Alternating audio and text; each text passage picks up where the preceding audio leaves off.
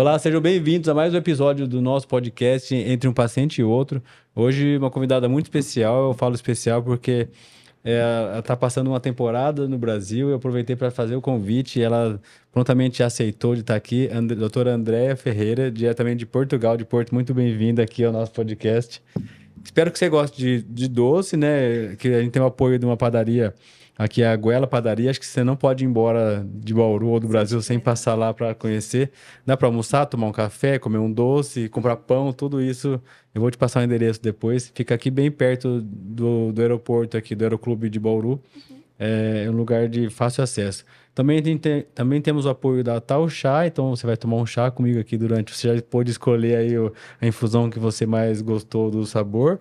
E também a Dental Brasil apoia esse podcast, então muito obrigado. E obrigado a vocês que estão aqui mais uma vez nos acompanhando. Eu te conheci semana passada, né, no hospital, e daí logo eu falei assim, vamos gravar para saber, porque aqui no Brasil nós temos, para fazer o que eu faço, por exemplo, como o bucomaxilo, a gente faz uma formação de uma graduação em odontologia, depois a gente faz uma especialização em bucomaxilo, e daí para fazer as cirurgias nos pacientes com fissura, eu fui fazer a residência no hospital ali, que é onde você está passando esses dias agora, ali no centrinho, no HRAC USP, né? E você tinha falado que em Portugal isso é diferente, essa formação, né? Porque vocês têm uma formação, acho que um tempo é maior também de graduação, né? Mas começa pela medicina, é isso, né? É verdade, é um caminho um bocadinho diferente daquilo que se vê aqui no Brasil. Então, antes de mais, muito obrigada pelo convite. Imagina, é um prazer te Foi receber. de facto muito bom ao ser recebida, ter logo este convite e esta recepção no meio do serviço. De facto, a cirurgia maxilofacial, que perde a parte da buco no nome, em Portugal é uma especialidade médica. Portanto, um percurso normal implica sempre o curso de medicina, que em Portugal são de 6 anos, tem uma duração de 6 anos, e findos esses 6 anos nós temos uma prova que é feita a nível nacional para haver uma seriação de todos os candidatos que prestam essa mesma prova. E é com base nessa seriação que vão ser feitas as escolhas das especialidades para o ano civil seguinte. Portanto, nós terminamos o curso, fazemos a prova, cada pessoa pode prestar uma prova anualmente, no caso não conseguir ficar colocado na especialidade-alvo, e depois temos que fazer um ano de internato geral, que é um ano em que passamos pelas especialidades mais comuns e aquelas que existe maior contacto na vida de um médico generalista, portanto temos contacto... Isso em hospital, né, André? Em hospital. Já dentro do hospital, né? E também temos uma parte com medicina geral e familiar, mais próxima das comunidades. Tá. Como se fosse um atendimento mais nos bairros, assim, seria? No centro de saúde, os nossos postos de saúde chamam-se centros de saúde ou unidades de saúde familiar, depois isso varia um bocadinho de acordo com o tamanho da unidade, de acordo com o tipo de enquadramento da mesma na comunidade, mas temos uma rede de cuidados primários que inclui esses centros de saúde, que são o equivalente aos vossos postos de saúde aqui no Brasil. Aqui no Brasil, sim. E durante esse ano de internato geral, nós também estamos, durante os 3 meses, estamos nessas unidades, de facto, a prestar cuidados e a auxiliar os colegas que estão lá. É um exercício de uma medicina tutelada, portanto... Trabalha pra caramba, né? Exato, mas sem termos autonomia. Portanto, qualquer decisão médica tem que passar sempre por um tutor. Por alguém que está cuidando de você ali, né? Exatamente. Vindo esse ano e tendo aprovação no nosso ano de internato geral, passamos então para a nossa formação mais especializada. E aí temos as várias especialidades que vão desde especialidades médicas como a cardiologia, a oncologia e assim, para as especialidades cirúrgicas, das quais a cirurgia maxilofacial é uma delas. Então, e foi a sua escolha, né? Exatamente. Quando eu fui escolher, escolhi, tive a sorte. Mas daí quando você prestou, o internato já fazia parte disso ou não? O internato você faz para depois fazer a prova ainda, né? Não, eu sei que aqui no Brasil há uma parte que se chama o internato durante o curso de medicina. Nós temos o curso de medicina, os 6 anos, e depois é que começa o nosso internato. Portanto, aquilo que seria... O internato é a mais, né? Uma especialização é o nosso internato. E então é aí que eu escolhi a cirurgia maxilofacial. Tive a sorte, por ano em Portugal abrem poucas vagas de cirurgia maxilofacial, costumam abrir entre 5 a 7 vagas, vai variando de acordo com os anos e de acordo com as necessidades do hospital. Mas é muito pouco, né? Sim. Mas estamos cada vez a ser mais, portanto, a capacidade formativa também tem aumentado nestes últimos anos. Não nos podemos esquecer que a cirurgia maxilofacial em Portugal ainda é uma especialidade algo recente. Tá. E então, a nossa especialidade, como as outras especialidades cirúrgicas, tem 6 anos de duração também.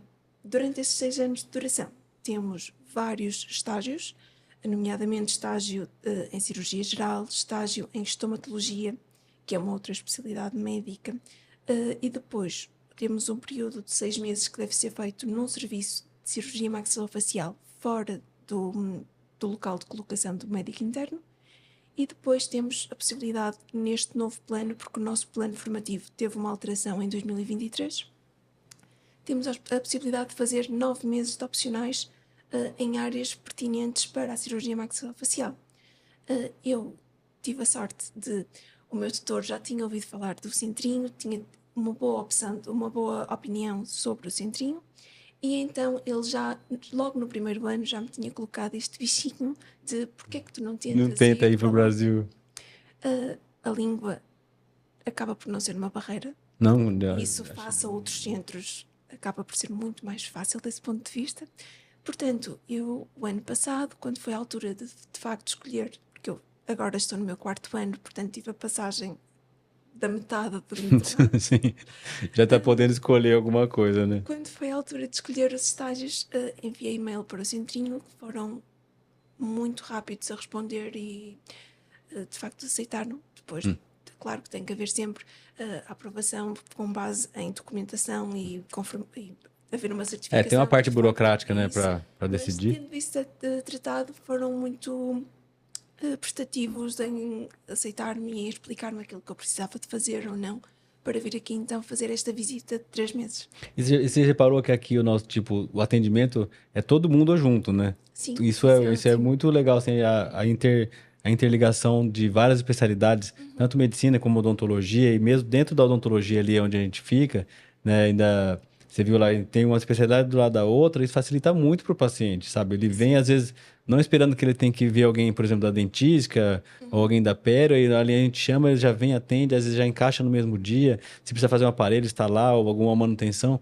Então, isso para o paciente é muito dinâmico, né? Para quem vem de fora, não tem que ficar aqui esperando, porque a gente acaba atendendo o Brasil todo aqui ainda, né?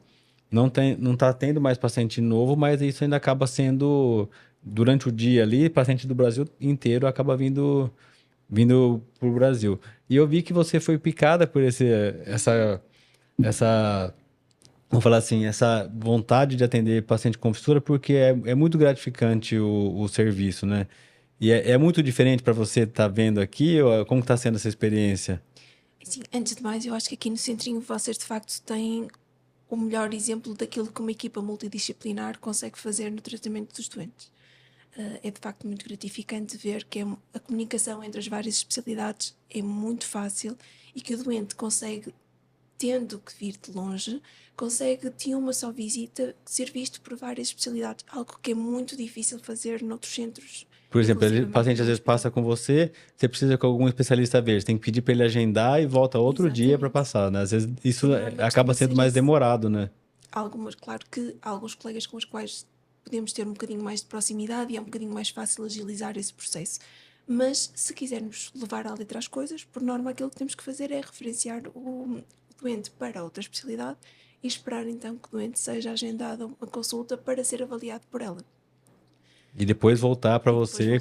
Isto sempre num processo contínuo.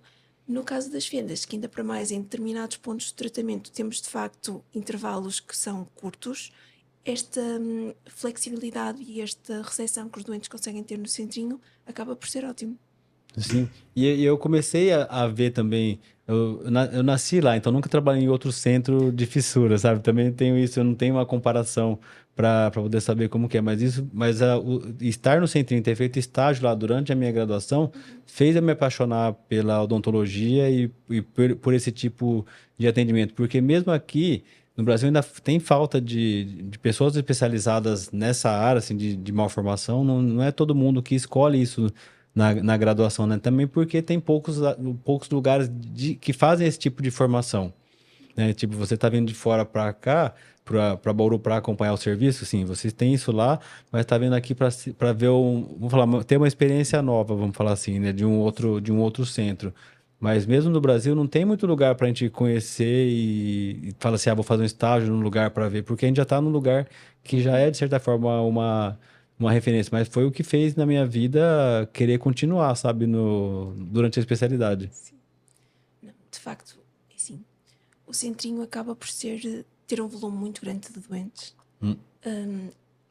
E também não nos podemos esquecer que consegue ter também, para além, claro que existem outros centros no Brasil, o Brasil é um país com uma área muito maior do que aquilo que nós temos em Portugal, e o facto de terem todos estes doentes a precisar de cuidados e a serem referenciados para aqui, acaba também por ser uma grande oportunidade para quem está aqui em processo de formação, porque não consegue ver só um caso de vez em quando, consegue ter comparação diariamente com vários pormenores, porque às vezes nestes casos aquilo que uma pessoa tem que reparar mais são de facto os pormenores de cada um as fendas são organizadas e são classificadas, mas Sim. elas depois são todas diferentes entre si. Sim, a mesma.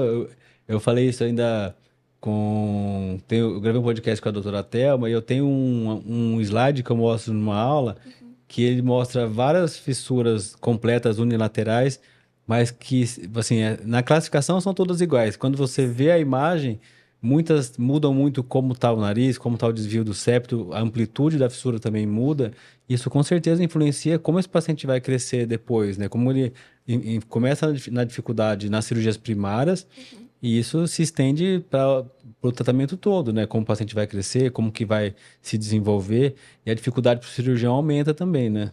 Exatamente, acho que principalmente como cirurgião, a capacidade de adaptação ao terreno que temos em frente, portanto, ao tipo neste caso, de fissura que temos à frente, vai variar muito. E o facto de conseguirmos ter este volume aqui no centrinho, de mesmo quem vem de fora e quem passa por aqui não muito tempo, porque 3 meses é algum tempo, mas acaba por ser uma janela de tempo reduzida, mas acaba por dar uma outra visibilidade a formas de resolver problemas e também acaba por dar mais exemplos do tipo de problemas que podem surgir ou o tipo de alterações que podemos esperar neste tipo de doentes. Isso é um dos motivos que me trouxe aqui, também para conseguir ter este tipo de delicadeza e este tipo de cuidado no tratamento cirúrgico, mas acho que é das coisas mais gratificantes que posso encontrar aqui no centrinho. E você estava falando da parte de patologia, né? Que também faz parte da sua formação. A gente tem também na parte de bucomaxila, mas nunca foi uma parte que eu tive paixão de atender. Eu já fiquei uma época trabalhando no hospital com trauma, mas nunca foi uma vocação de estar lá. E você gosta dessa outra parte ou Neste momento, eu ainda gosto de tudo. Ainda ainda não tá? consigo dizer esta área aquela que de facto estou mais apaixonada por. Eu gosto de todas as áreas, desde a parte da traumatologia, da trauma facial, à parte da oncologia. Nós, da parte da cirurgia maxilofacial em Portugal, também fazemos a cirurgia da cavidade oral, inclusivamente as disseções e a parte da reconstrução. Temos todo esse grupo e todo Faz esse parte do conjunto de tratamento. atendimento, né? Faz parte do atendimento da cirurgia maxilofacial, a cirurgia da articulação temporomandibular. Tudo isso acaba por ser desafiante e para mim neste momento Você acabo tá. por não conseguir escolher uma área. Gosto de tudo. Ah, mas isso é bom, porque você está com a cabeça assim aberta, né? E vai tentar absorver o máximo de coisa que puder durante a formação, né? Porque depois, eu acho que também a gente acaba. Eu falo por mim, a gente escolhe, e às vezes a especialidade, ou o lugar que você escolher trabalhar vai te encaminhar também. Porque a gente escolhe uma coisa, gosta de uma coisa, daí você para num lugar que precisa de outro treinamento, vamos falar assim. Porque eu, durante a graduação, também gostava de tudo e não soube escolher. Foi no último semestre que eu falei, cirurgia acho que é o que eu quero fazer. É, Se eu nós tivesse entrado, eu falo assim, se eu tivesse entrado, desculpa, sim, pensando, eu quero ser ortodontista desde o começo, talvez eu tivesse fechado o olho para outras coisas e teria deixado passar várias oportunidades que eu tive em outras especialidades, sabe? Foi pensando nisso. imagino que sim. É assim, o facto de conseguir estar ainda aberta a várias possibilidades de subespecialização, acho que acaba por ser uma vantagem sempre. Pelo menos ainda me faltam Tem sido 2 assim, anos né? portanto ainda tenho algum tempo para decidir escolher, e nós durante o internato acabamos por ter que fazer currículo nas várias vertentes, não nos podemos logo dedicar a um Escolher, né? exclusivamente. Pronto. Apesar de não haverem, de haverem números orientativos, estes números orientativos dizem respeito aos vários tipos e aos vários temas e áreas de patologia que a cirurgia maxilofacial acaba por abordar. Mas depois, em Portugal, nós ainda não temos centros que sejam mais especializados num tipo de patologia do que outros. Claro que existe não cirurgia maxilofacial, mas existe o grupo de cirurgia de cabeça e de pescoço em centros mais especializados, nomeadamente o Instituto Português de Oncologia, que, tal como o nome diz, trata principalmente de doença oncológica, mas no resto dos pontos onde a cirurgia maxilofacial está presente em Portugal, acabamos sempre por ter que dar resposta a vários tipos de problemas de várias áreas. Portanto, ainda não estamos naquele ponto em que temos logo à partida na especialização ou durante o internato, temos que começar a pensar apenas numa área. Nós ainda não estamos nesse... Sim. Até porque, pelo que você falou, no hospital onde você atende, assim, não no centro, outro nome, como se fosse... O Instituto Português de É, Oncologia, sim. daí isso, quando é no hospital de atendimento, acaba porque você recebe paciente com trauma, que precisa de ortognática, por exemplo, Exatamente. bebês com fissura, recém-nascidos, tudo acaba sendo no mesmo lugar. Então, é um trabalho, vamos falar assim, é um hospital muito mais complexo Sim. para você estar presente ali, né?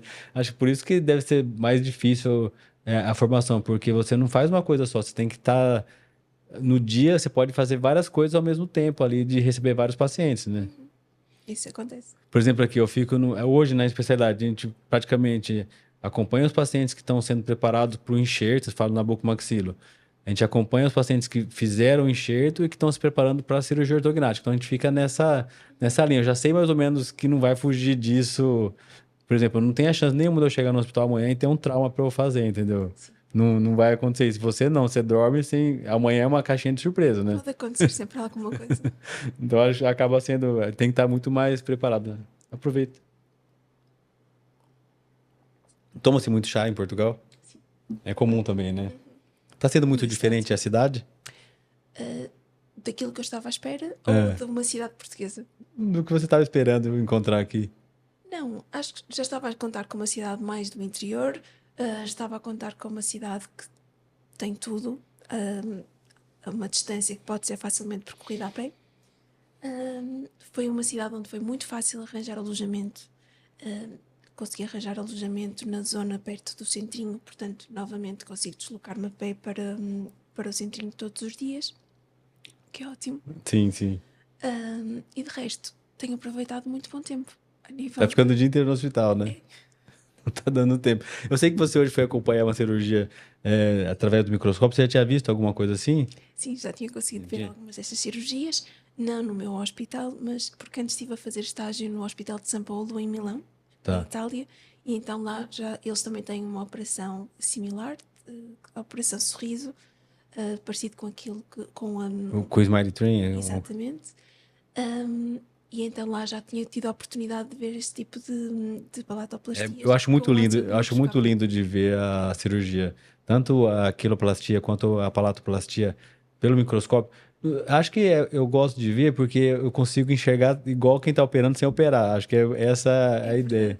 Então, mas eu falo assim, para você ensinar alguém ou aprender, você, por exemplo, se você vai acompanhar a ortognática com a gente, você vai ver que não consegue ter o mesmo acesso se eu não parar ali no meio de algum momento, eu vou falar assim, André, olha aqui, é isso, é isso. E ali não, o cirurgião está operando sem parar e você está com a mesma visão dele através do microscópio, né? É uma das poucas cirurgias que a gente tem como acompanhar e ver tudo com o olhar de primeira pessoa ali, né? Então aí você acha a diferença. É verdade. E uma cirurgia em que o campo cirúrgico em si é de difícil visualização. Porque nós estamos a falar de crianças que por si já têm uma abertura de boca muito pequenininha, né? O campo é pequeno, né? O palato para palato posterior é um palato que está lá atrás, portanto, o facto de ter um microscópio muda completamente para quem está a auxiliar. Acaba por ser fantástico. É lógico, é uma cirurgia que depende de um treinamento específico, né, para realizar. Acho que ninguém começa pelo microscópio, né, tem que saber fazer a técnica convencional para se especializar, né, em cirurgias com microscópio, assim como é por vídeo e outras cirurgias que tem na medicina que a gente usa e usa outro tipo de visão para facilitar a cirurgia, mas no fim eu acho que o paciente sempre ganha, isso é válido no final, assim, Sem sombra de dúvida. esse treinamento, esse refinamento da técnica, cada vez mais isso muda muito. Para a gente, eu vejo isso, não foi a mesma coisa, mas mudou muito para mim. A partir de 2015, 16, a gente começou a fazer a cirurgia ortognática toda com o fluxo digital, né? Vou ver se você consegue. Você não, você vai acompanhar comigo, acho que na semana que vem, que a gente já começa a ter as cirurgias.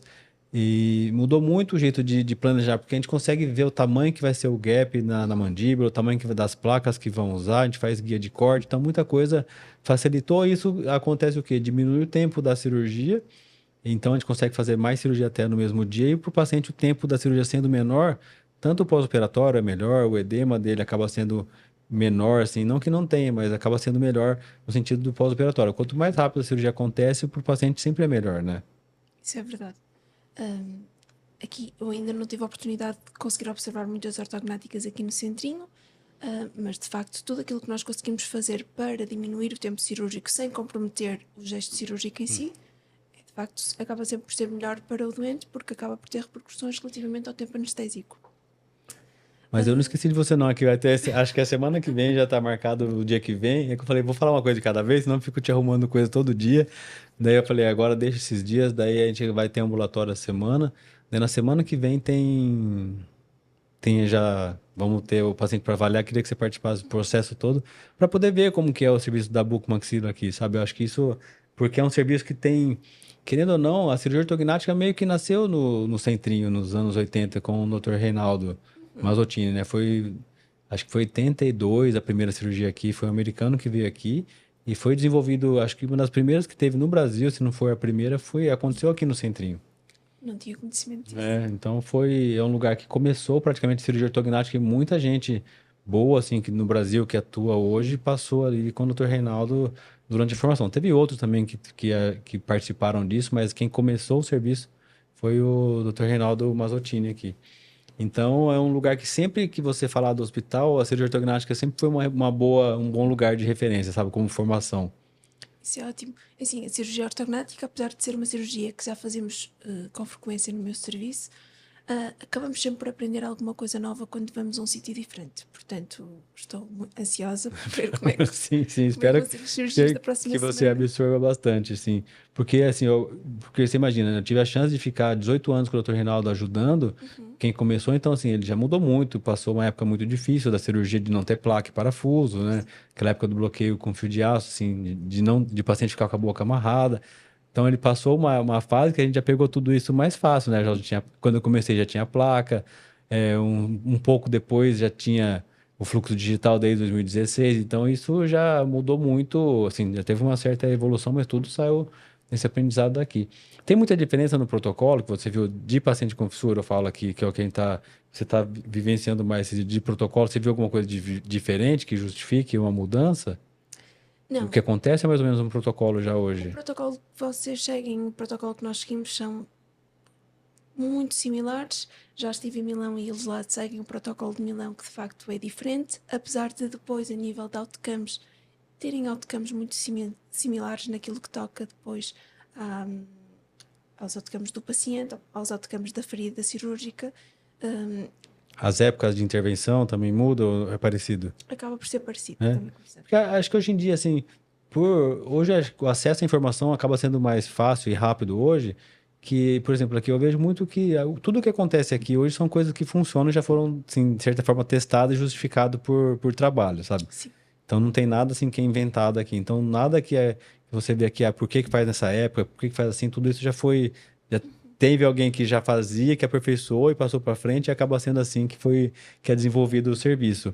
O que acaba sendo bom, né? Porque assim, quanto mais a gente aproveitar a experiência das outras pessoas para errar menos e acertar mais na sequência do tratamento, é muito mais rápido, né? Eu outro dia eu falei aqui, eu para fazer a primeira cirurgia ortognática sozinho, de quando eu terminei a graduação até eu ter um paciente que me procurou, falou assim, ó, Zé, queria que você cuidasse de mim, fizesse, foi mais ou menos uns 10 anos, sabe, de demoras. Então, às vezes a especialidade é uma especialidade demorada, né, para você poder, vamos falar assim, começar a ter um retorno financeiro e ao mesmo tempo das pessoas te escolherem, né? Porque ninguém quer operar com quem está começando, né? No começo é difícil, André. Isso, claro que sim. Acho que para além de, no início, ainda termos pouca experiência, também temos pouca visibilidade a nível do público, podemos assim. Mesmo na cidade mesmo, né? Isso. Isso. E isso acaba por... As pessoas procuram quando sabem que somos capazes de prestar esses cuidados, portanto, têm que saber, têm que nos conhecer e o cirurgião em si tem que ter o seu... tem que conseguir ter aprimorado a sua técnica. Isso a gente sabe que não é fácil, né? Isso não é E fácil acho que e precisamos de tempo. no Brasil, Portugal, todo esse começo é difícil, né? É custoso para você fazer. Mas acho que a gente não pode ter pressa, não pode pular a etapa, sabe, na hora da formação. Você falando isso que não tem escolha ainda, que não tem uma paixão ainda decidida, né? Acho que isso é muito bom, porque você tem chance de qualquer coisa que quando você escolher, fala assim, ó, quando você escolher, você vai saber, seu olho vai brilhar e aquilo vai andar. E eu falo isso assim, para todo mundo, que a hora que você acha que você gosta, que você quer se dedicar, muda tudo. Sim. Muda tudo, porque daí você não cansa, o dia não é chato, né? As horas passam e você nem vê, você faz cirurgia ali, te dá prazer em ver o resultado. Então, quando você escolhe e decide, porque é duro quando você tá sem querer, porque é cansativo o serviço, né? O dia todo de pé e falando com o paciente, explicando cirurgia pro pai, pra mãe, orientando. Se você não gosta, isso vira uma chatice mesmo, o dia a dia. Não, isso concordo completamente, porque fazer o que fazemos sem gostar, acho que ia ser um castigo todos os dias. Não tem como. Mas sim, de facto é muito gratificante, ainda para mais aqui com as fissuras e tudo mais. É muito gratificante ver, porque vocês tratam a criança, mas acabam também por ter o feedback do resto da família. Perceber como é que a criança evolui no seio da família e depois, muitas vezes, já tive a oportunidade de ver algumas crianças que já regressaram depois para serem novamente apresentadas aos médicos que as trataram Sim, quando eram sim. mais pequeninas. Isso é tudo muito engraçado para quem está agora a começar e quem está de facto a acompanhar esses médicos, porque de facto os pais ficam contentes com o resultado, as crianças conseguem ter uma infância mais normalizada, faz aquilo que teriam se não tivessem este tipo de cuidados, e depois o facto de elas gostarem de voltarem a ter conhecimento de quem as tratou no primeiro lugar. Isso é muito engraçado e é muito... Não, e eu falo assim, se você escolher por tratar paciente com fissura, e você tem que gostar de ter uma família grande, sabe? Sim, Porque eles continuam, assim, só vai agregando e só vai aumentando. eles vão multiplicando. Não, é normal, assim, paciente que, por exemplo, às vezes eu tenho o privilégio de fazer o enxerto, depois a ortognática e acompanhar, praticamente o resto da vida esse paciente, qualquer coisa que ele for fazer, ele pergunta pra gente. Isso é Ele muito quer bom. saber se pode, se está na hora, se tem alguma coisa errada, eles sempre estão por perto para ver. Porque a cirurgia do enxerto, ainda o paciente às vezes não lembra tanto, assim. Porque o enxerto é uma cirurgia que muda muito para todo mundo o resultado do tratamento ortodôntico, da união da fissura, do fechamento da fístula. Tem muita vantagem, né? O suporte nasal, tem muita vantagem para o paciente. Mas o paciente não vê o antes e depois como é o da ortognática, por exemplo, né? Porque a mudança é imediata, É então ele já verdade. vê o resultado ali dos dentes se encostarem. Então aquilo para o paciente muda muito. Muda muito. E também são feitas em alturas muito diferentes. O Tem outra paciente altura, do enxerto é um paciente que está a entrar na pré-adolescência e adolescência. A concorrência é Portanto, menor ainda, é né? isso. E tem prioridades diferentes naquela altura. Então, agora, o paciente que faz cirurgia ortognática é nítido a diferença de como ele viu o resultado. E o enxerto, normalmente, o paciente opera mais por uma decisão dos pais, sabe? Que é o momento de fazer e vai. O paciente não vem sozinho, né? Porque eles são menor de idade. E o... Então, eu acho que acaba isso, vai agregando a família e cada vez fica maior, porque você acaba sendo responsável por aquilo que você cativa nas pessoas, né? Então, se você faz o bem para ela, ela sempre vai querer estar por perto, tá perto de você. Então, tratar paciente com fissura, eu vejo isso. Foi o que motiva todo dia é poder fazer alguma coisa de melhor para a pessoa. Por exemplo, já num ambulatório de patologia ou de oncologia, o clima já não é tanto assim, né? Já é um outro ambiente que, sim, é lógico, o paciente é grato pelo tratamento, mas não tem essa alegria toda por estar ali, né? Então a gente tem que ver que isso acho que muda, São, pesa na hora de escolher também, né, o são lugar. patologias diferentes, com abordagens muito diferentes e nas quais o médico tem que estar com uma postura diferente também da maneira como aborda as coisas com o paciente. Mas não é menos recompensador. É igualmente recompensador. Claro que são. Uma coisa é tratarmos crianças, outra coisa é tratarmos doença oncológica, que por norma não costuma ser tratada. Não é o nosso alvo maior, são pacientes com uma idade mais avançada. Mas de facto é muito engraçado, e essa confiança que os doentes continuam a depositar no médico e no cirurgião que os tratou, e que depois continuam a perguntar: posso fazer isto? Não posso fazer isto. Apesar de não ser sempre conveniente, mas acaba por ser sempre um sinal de confiança. Acontece assim, várias vezes, assim, às vezes chegam mãe assim, com um bebê e falam assim: tira uma foto com meu filho, porque quando eu for fazer ortognática vai ser com você, nem sabe se vai fazer, às vezes, sabe, acontece isso de pedir para fazer a foto, mas não, tá bom, quando for a hora a gente conversa, mas os pais já pensando quando quando o filho for fazer a cirurgia, já escolhendo a gente, muitos já vêm, hoje em dia, a gente acompanha desde quando a mulher recebe a notícia, né, da possível. não, a notícia da presença da fissura, né? Já nos procuram para poder ajudar no acompanhar, né?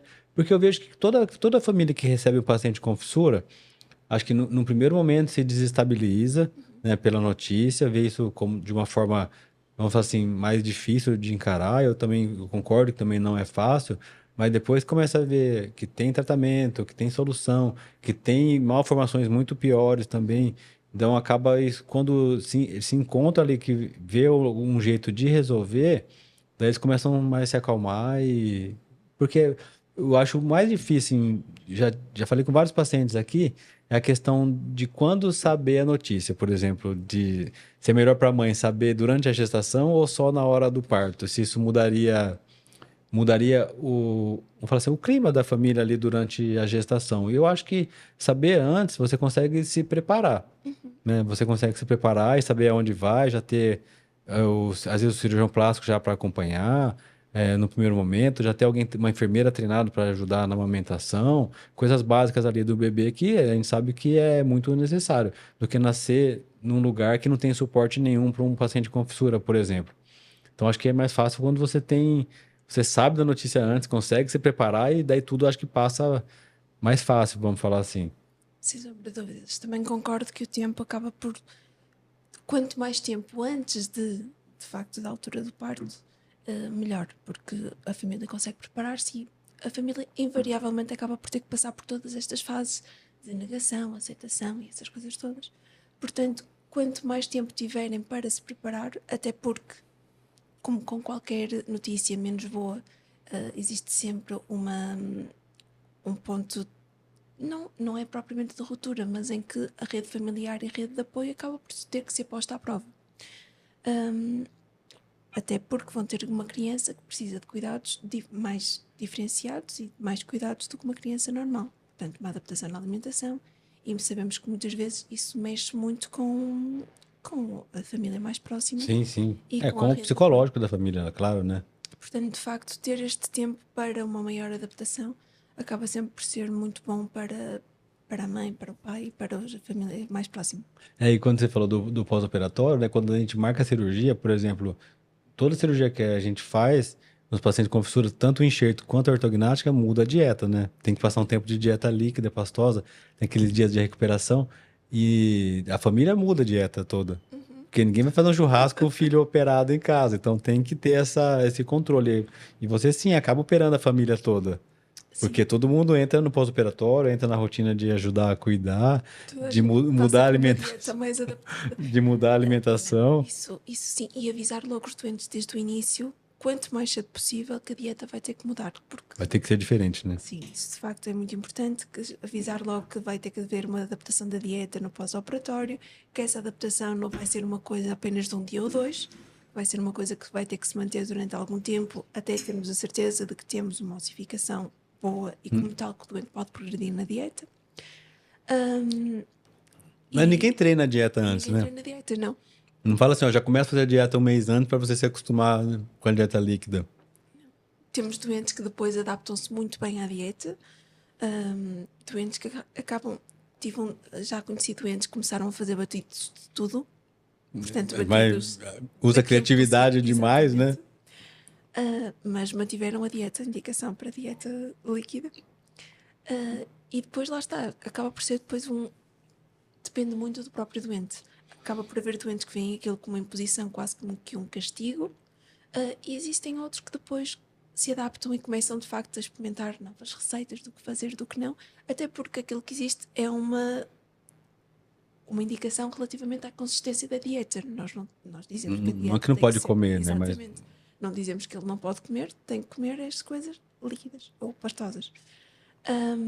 Portanto, depois, isso depende, lá está, depende muito do paciente. Mas eu falo, aqui no Brasil, por exemplo, tem muito costume de fazer churrasco, de... tudo é comida, né? Sim. Não sei se em Portugal é diferente, mas assim, vamos fazer alguma coisa, vamos marcar um fim de semana para juntar em casa. Daí sempre tudo gira em torno social, gira em torno de comer alguma coisa. A gente tá aqui hoje servindo um doce e tal. Tudo gira em torno de comer alguma coisa e a comida une pessoas e é um dos prazeres da vida mesmo, né? Assim, da maioria das pessoas. É difícil que não tem prazer em comer alguma coisa que não gosta de nada. Então você acaba tirando isso de uma forma assim, mudando essa consistência e às vezes o hábito da pessoa. Tem gente que essa parte sempre, a maioria fala que o mais difícil do pós-operatório é mudar a dieta. Dar a dieta. É Principalmente depois da primeira semana, quando eles começam, de facto, o edema começa a desenvolver, a voltar ao resolver, normal, né? então eles pensam que a vida toda vai voltar ao normal, apesar de ainda continuarem, muitos deles, com os cuidados dos elásticos, do pós-operatório e tudo mais, mas têm que continuar com esta dieta durante mais umas semanas. E lá está, tenho doentes que reagem muito mal, começam a fazer uma alimentação muito repetitiva, sempre com os mesmos tipos de alimentos, e há outros que de facto entram nesta brincadeira de De aquilo que eu inventar posso e fazer, de. inventar novas receitas, adaptar e tudo mais. E eu até tinha um colega cirurgião que na brincadeira dizia até pode comer sandes de leitão se elas passarem pela liquidificadora primeiro. E pronto. Um, Não, mas eu escutei cada história de dieta, de paciente que bateu picanha, bateu linguiça, de, de fazer cada coisa assim, hambúrguer. é verdade. Pra matar a vontade ali do. No momento de desespero, eu não comi, mas eu fiz isso, sabe? Daí você inventou mais uma receita. E a gente tem um livrinho de receita, depois eu te mostro, que a gente foi fazendo. Cada paciente inventava uma receita, eu perguntava, a gente foi, depois chegou uma hora, a nutricionista Sueli, que cuida dos pacientes aqui, organizou isso daí. Daí juntou, na mesma época teve um paciente que ele era chefe de cozinha, também ele ajudou a fazer umas receitas lá bonitinhas e as fotos e tudo, então a gente montou um livrinho assim, mas foi assim, ao longo do tempo, cada um que passava, André, o que que funcionou pra você? O que que Deixava funcionou pra você? E uma dica. foram deixando uma dica de receita, ó, pra mim esse caldo funcionou bem, eu gostei mais do caldo verde, eu gostei mais do caldo com carne, cada um foi falando um e a gente montou um livrinho de receita que Isso é ajuda outros ótimo. pacientes, sabe? Isso é ótimo, até porque no dia a dia, como cirurgião, nós não temos a capacidade para estarmos a indicar as dietas aos doentes, portanto, não temos a Não, de montar capacidade uma de dieta, montar um plano nutricional para o doente e não, pelo menos no meu hospital, nós não temos o apoio nutricional para os doentes da ortognática. Claro que para os outros oncológicos e assim, esse apoio existe, mas para os doentes da ortognática não está prevista um plano nutricional feito por uma nutricionista. Portanto, aquilo que nós damos lá está é uma indicação da consistência, não damos uma indicação de restrição alimentar. Mas, de facto, aquilo que o cirurgião não quer é que o doente passe por um período de fome ou por um período de mal-estar por não estar a conseguir alimentar, tendo apenas esta restrição da consistência alimentar. é. E a gente sempre, todo paciente aqui do consultório que faz cirurgia com a gente tem já faz uma consulta prévia com a nutricionista, ela Exato. já avalia isso, porque a gente sabe o quanto é difícil ganhar massa magra para o paciente e como é fácil perder num pós-operatório. A gente sabe que disso vem a energia da cicatrização também, então quanto mais o paciente, às vezes, ele tá bem antes, ele passa bem pelos dias da cirurgia, né? Porque tanto a cirurgia de enxerto como a ortognática é um pouco assim mais extensa, vamos falar assim, é um machucado grande que a gente causa no paciente. E esse machucado, eu explico assim, ele vai precisar de energia do corpo do paciente para poder cicatrizar. E ao mesmo tempo, esse paciente, no primeiro momento, ele teve um jejum antes da cirurgia, teve um dia da cirurgia que tomou muita medicação por causa da anestesia e por conta dos remédios que a gente dá para dor e tudo. E depois ele volta a comer numa dieta líquida. Então você já muda isso automático. Então o paciente automaticamente está pior no primeiro dia, assim, tanto pela cirurgia quanto pela falta de comida que teve do jejum, né, obrigatório, e do primeiro dia que às vezes não consegue comer direitinho. Então isso o paciente tem que estar bem para passar esses dias sem perder muito peso e daí seguir seguir a rotina. Porque na hora que o paciente no pós-operatório começa a beber e comer, ele já dá aquela animada e daí é hora de ir embora para casa. É verdade. É hora de ir embora para casa. Então a gente tem que estar fazendo força ali, falando, não tá com fome, mas tenta comer, tenta beber alguma coisa, senão não vai embora. Isso normalmente funciona, os pacientes querem ir embora, então eles fazem força de comer, porque ninguém gosta de ficar internado, né? Para você aqui, o jeito que a gente fala é muito difícil de entender? Não, consigo perceber na perfeição. Não É? tenho dificuldades. Nós também em Portugal, eu acho que nós temos mais exposição à cultura brasileira, muito com base na televisão e outros meios sociais, do que se calhar vocês no Brasil têm à cultura portuguesa. É mesmo? Acho que sim. Nós temos programas de televisão brasileiros, temos a Globo, é um dos canais de televisão que Que existe. passam lá? Exatamente. Nas Então redes você liga a TV sociais. aqui, é como o que você vê aqui é. Sim. Eu sei que você não está tendo tempo de assistir muito, mas Se eu tivesse tempo para assistir televisão, certamente não iria variar muitos os, tipos de programas. os rostos são conhecidos. E depois nas redes sociais, música também, nós temos uma grande exposição à música brasileira. E depois também temos uma parte da população que já começamos a ter muitos imigrantes brasileiros que foram para Portugal. Portanto, acabamos por ter uma exposição em várias esferas. Eu não sei se isso ainda funciona, mas teve uma época que eu escutei várias pessoas indo do Brasil para Portugal como dentista, assim, para atender. Não sei como que é isso legalmente, o que que tem que fazer, se é só, se o diploma daqui vale lá também. Você falou que tem diferença na formação, né? Mas não sei se na odontologia isso tem alguma diferença de alguém sair daqui para começar a atender lá, por exemplo. Mas eu já vi que o que eu faço aqui como dentista já teria que ser médico lá para poder executar, então já não daria para ir, né? Ou teria que arrumar outro emprego para estar por lá. Mas teve uma época que eu vi muito brasileiro falando de ir para Portugal. Então deve ter ainda bastante E sim, sei que profissionais daqui atuando tem lá. que se pedir a acreditação, portanto, tem que haver uma entidade portuguesa que verifique que aquele O diploma, né? é válido. E depois sei que para o acesso à profissão como médico é preciso também estar inscrito na Ordem dos Médicos Portugueses. Sim, sim. E como tal, toda essa acreditação de ter o curso de medicina válido e tudo mais é necessário. E depois, não só é preciso ter esta acreditação válida do curso de medicina, como também da residência da especialização. Isso muitas vezes é um Para processo. validar a Exatamente, atuação, né? para poder praticar no território português. Muitas vezes isso é um processo que acaba por ser um bocadinho mais moroso, esperar que hajam todas estas validações por órgãos que demoram sempre Sim, é. invariavelmente um bocado mais tempo a trabalhar. Mas eu lembro de ter muito, eu falo assim, mas será que é bom você mudar de país para atender, né, para estar para outro lugar? Eu falo assim, porque é uma diferença grande, né, É uma diferença grande. uma diferença muito grande de Depende muito da motivação de quem está também à procura e de quem vai para fora. Já tive alguns colegas que migraram para outros países, principalmente unicamente para a União Europeia. E nós acabamos, por causa desta questão da União Europeia, ter alguma facilidade a nível de circulação dentro da Europa. Mas, de facto, acho E daí que diploma tudo vale dentro, né? se for depende depois também das Também instituições. não é todo e lugar precisam também. de ter, por norma, eles são válidos. Precisam novamente de ter esta acreditação. Por ser uma instituição europeia, acaba por ser um bocadinho mais fácil do que, imagino, ser uma instituição de outro país. De outro lugar, né? Mas, por exemplo, você acha que você termina a residência lá agora e continua na cidade? Você é obrigado a mudar? Nós, no final da especialidade, nós temos que fazer um exame. Nós temos um exame final da especialidade e, com base nesse exame, nós voltamos a ser seriados com os nossos colegas que acabaram por sair na mesma altura.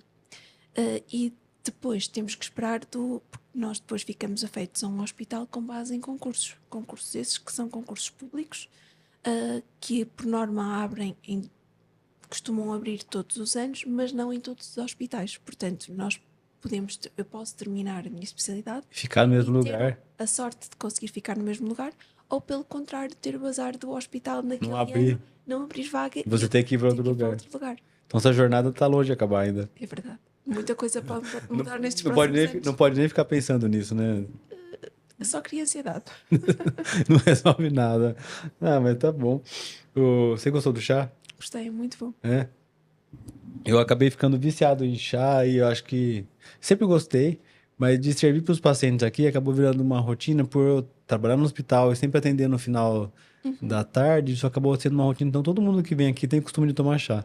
Se você Isso ver, é tem bastante fantástico. coisa aqui que a gente serve, né? Se você reparar aqui, é um lugar que tem, sempre teve bastante chá. Então, tudo aqui é motivo da gente sentar, tomar um chá e passar essa conversa. Então, numa primeira consulta, o paciente toma, quem já está acostumado chega e já pede. E acho que por causa do horário, né? A gente não tem costume de tomar o café à noite. Não sei se é um costume para você. Se você liga de tomar café de noite, por exemplo. Pessoalmente, eu tomo café a Por qualquer qualquer hora do horário, não dia. tem essa. Mas aqui eu lembro que quando servia só café e água, daí o paciente normalmente a maioria não tomava nada. Eu falei, tá errado, né? Se eu tô oferecendo duas coisas, ninguém quer nada, né? E daí eu falei assim, então tem que ter alguma coisa que tenha que atrai o paciente. O cheiro do chá sempre é bom, né? E às vezes quem não tá acostumado, você fala do que é feito, explica, tem uma historinha ali que a gente conta, e isso faz com que a pessoa, então eu vou experimentar. Não, o chá é ótimo. E De facto, é uma então ótima ideia. acaba juntando, acaba acompanhando as conversas aqui no consultório. Tem alguma coisa que você não falou que você queria deixar aqui pra gente? Acho que tocamos em tudo. Não, a gente falou bastante, fomos bem, passou rápido, passou muito rápido. Quero que você experimente o doce depois, se você quiser levar ele, é seu, tá bom?